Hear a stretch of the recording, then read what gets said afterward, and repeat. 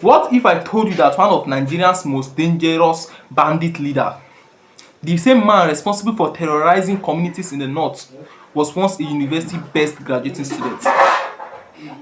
Yes, the man who now commands guns and bullets once held a certificate of honor, celebrated as a shining star of Nigeria's future. How did a top graduate become a notorious criminal? Tonight, we are going to uncover a shocking story from Katsina State that will leave you questioning everything you thought you knew about Nigeria's insecurity crisis. Stay with me to the end as I share this video, and before that, please like and share this video. Thank you. As we continue, this revelation came from none other man than Jamil Mabai, a media aide to Governor Diko Rada of Katsina State. Speaking in an interview with News Central TV, Mabai shocked Nigerians when he revealed that a notorious bandit leader now in peace talks with the government was once a university-based graduate student. You know about this criminal that is doing peace talk. Nigeria government are busy doing peace talk with a bandit. Just think about this. Can't they fight? They are calling bandit, they will meet the bandit and start talking about how to make peace. That's very bad for a country like this. Imagine it for a moment. A young man celebrated by his lecturers, applauded by his family, and respected by his community. The kind of graduate parents dream about. He wore the gown. Yes, he wore the gown, collected his certificates, and even smiled for the cameras. But years later, that same man abandoned the pen for the gun, exchanging a life of promise for a life of bloodshed. Very bad. Mabai explained that Nigeria's broken system is pushing even the brightest youth into frustration. With unemployment rising, opportunities shrinking, and neglect everywhere, many young people feel abandoned, he said clearly.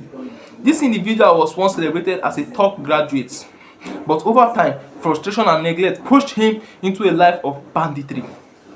But here is the catch.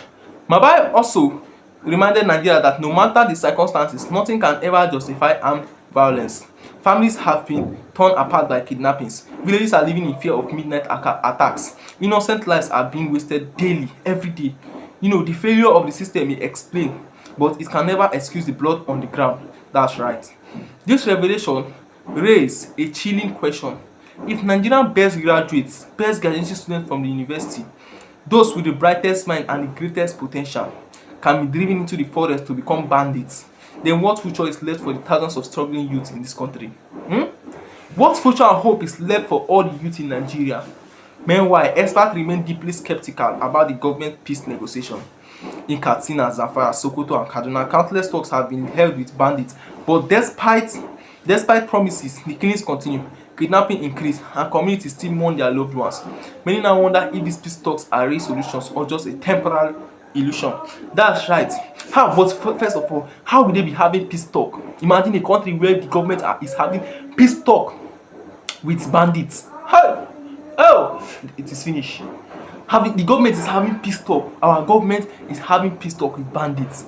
So that means now they can't fight bandits again now. Now they need to beg bandits for peace. They need to have meeting and talk about what are they going to do for bandits to stop attacking. Very, very bad for a country like this. Please remember to like and share. This story from Katsina is more than just about one man. It's about the soul of a nation. It shows how Nigerians' brain drain. It's not only about young people running abroad, but also about young people being driven into the bush, armed with weapons instead of certificates. Yeah. So I leave you guys with this haunting question. If Nigeria can turn its best graduating students into a feared bandit, how many more brilliant minds are we about to lose to crime, frustration, or migration? And most importantly, how long can a nation survive when its brightest lights are being swallowed by darkness? How long can a nation survive when its brightest lights are being swallowed by government? This thing I read now is just about these bandits. This notorious bandit in Katsina State, the leader of the bandit, was once a graduating student. He was once the best, so not just a graduating student, but the best graduating student from the university. But now see what Nigeria has done him to. I know he's actually doing the wrong thing because of shedding lives, and that's actually very wrong. But what you should understand is that what has this country? You see, if this country should become better, but you see that the rate of crime will reduce. That's what you should guys understand. If this country becomes better, the rate of crime will reduce. Because what is causing so much crime is because lack, frustration. The kind of frustration in this country, if they frustrate even those in the university, Even like me that's in university, see the kind of frustration we used to see in university. Even yourself, you'll be shocked though. You see lecturers frustrating female students just because they refuse, to allow the lecturer to sleep with them. And that is very wrong. This is the country where these things are happening. This is a country whereby you graduate, you did not see job. You finish your school, you study and graduate, and you can't see any job. Instead, you are doing POS and the others. And those that didn't even go to school will be the one that will be ruling, taking, you stay in the big offices, but big offices in the politicians. That's to tell you the kind of country we are in. Look at this Bandit, the best graduating student, but right now, he's now a notorious bandit. A notorious bandit. The leader of a bandit was once so educated, he dropped his pen. We don't know what drove him into such a lifestyle. But sometimes these bandits are being sponsored by the government. That's another problem. We should not forget. Sometimes these people are sponsored by the government. Because if the government, want to wipe these people, they go wipe these people. If they want to end these things, they will end it. But they won't end it because they are actually helping them in doing things, carrying out their rituals and other things. That's what you should understand. If not, if Nigeria government wants to wipe them, they will wipe them.